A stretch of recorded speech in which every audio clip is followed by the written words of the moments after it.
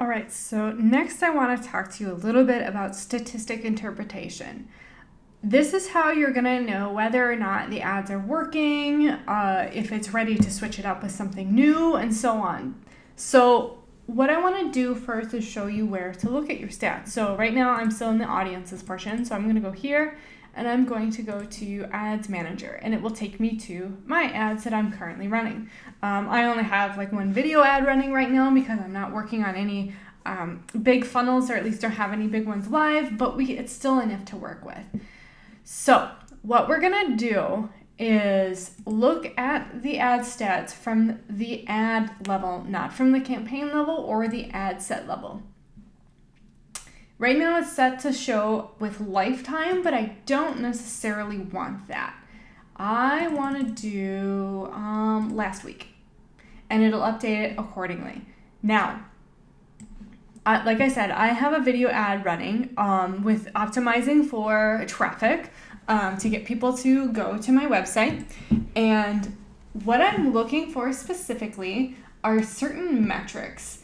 This is the generic one. There's a bunch of different options here. And of course, if there's one you want to look at that's not there, you can always add it. What I'm looking for specifically, if my ad objective is traffic, I'm going to go to performance and clicks because that's the best option for looking at the stats that I need. What I want to do is look at what my various costs are, specifically my cost per million, my link clicks, my cost per click, and my click-through rate, okay? So these ones for this type of ad are kind of what I'm gonna focus on. So right now my cost per million is $8.25. So that's what it's costing to show for 1,000 impressions, basically, or not cost per million, cost per mil, I guess I should say. Now, as of the time that I'm doing this video, right now a good CPM would be anything below $30. I personally aim for less than $10, and right now that's what I'm getting, so that's perfect.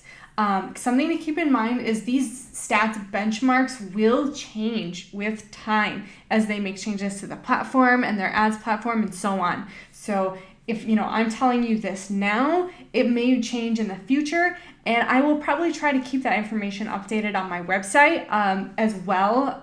So if you're watching this video, make sure to check the notes under this video to see if these numbers are still accurate. So another thing is my cost per click right now is 57 cents. A good cost per click is usually anywhere between $1 and $3. And right now I'm under $1, which is great. I personally like to keep it at $1.50 or less. My click-through rate is 1.45. Average across all industries is about 0.9, so mine is doing really, really well.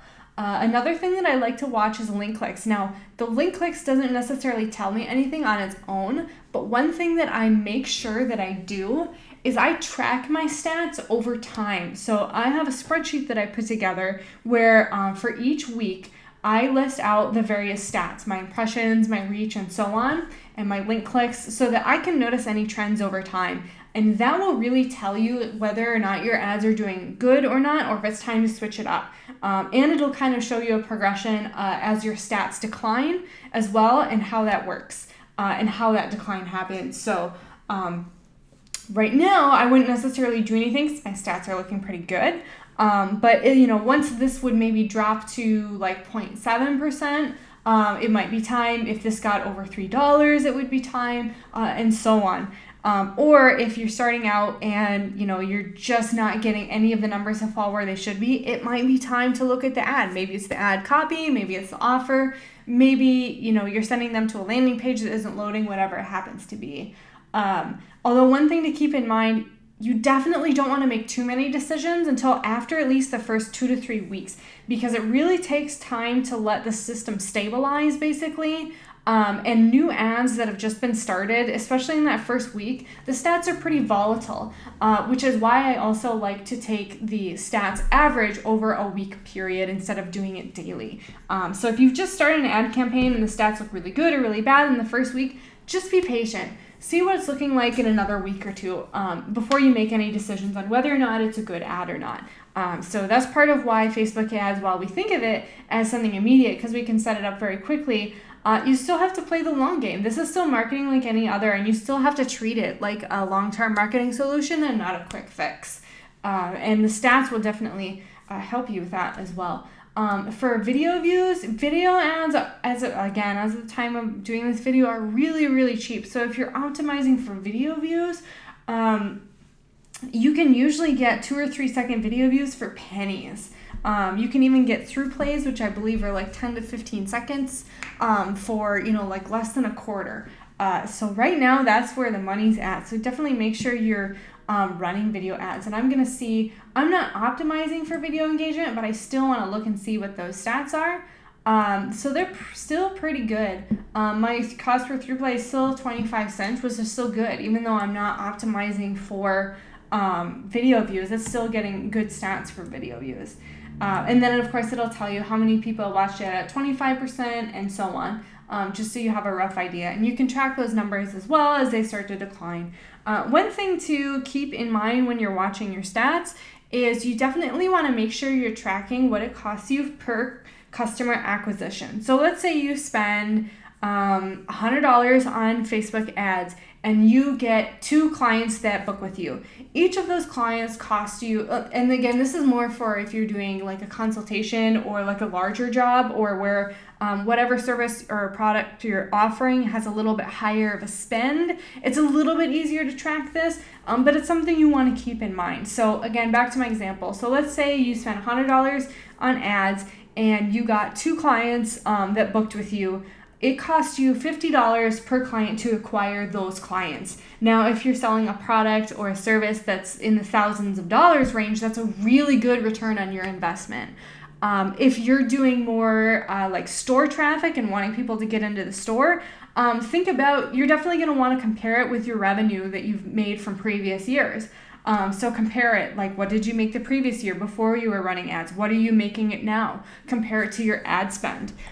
So use that as a methodology also of checking to make sure that your stats and your ad spend are lining up with what your actual return on investment is. So keep that in mind as well. And usually the more expensive the products you have, usually the more it costs to acquire a customer. Which again, if you're selling something, maybe you're doing private fencing for homes or something like that, or privacy fencing, and your average sale is $3,000 and it cost you $200 to get a client, you're still making $2,800 on that client that you wouldn't have necessarily had before. And once the ad is set up and running, you didn't have to do too much to it. It just runs and does all the marketing for you. So that's a little note on statistics. I definitely suggest that you put together a spreadsheet and you track your stats once a week to see how they're doing and watch to see if you're hitting those benchmarks. And once you fall below them, maybe consider that it's time to switch it up to something new. More often than not, your audience is hitting ad fatigue, which means they've seen it enough times that they're really not engaging with it anymore. So that's just a short note on statistics, at least like a little bit about how to interpret them and what to do with them.